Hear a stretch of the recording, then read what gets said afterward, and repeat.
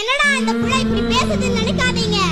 மாம்பூக்கள் சரியா பூக்கவில்லை என்றால் பருவ காற்று சரியா வீசிருக்குன்னு அர்த்தம். பருவ காற்று சரியா வீசிருந்தால் மாம்பூக்கள் உதிர்ந்து சரியா காய காய்ச்சிருக்காது. கற்ற அறிவு மறந்து போகும், ஆனால் பட்ட அறிவு மறந்து போகாது. உலகத்தில் வேளாண்மையை கைவிட்ட அனைத்து நாடுகளும் பிச்சை எடுத்துக் கொண்டிருக்கிறது.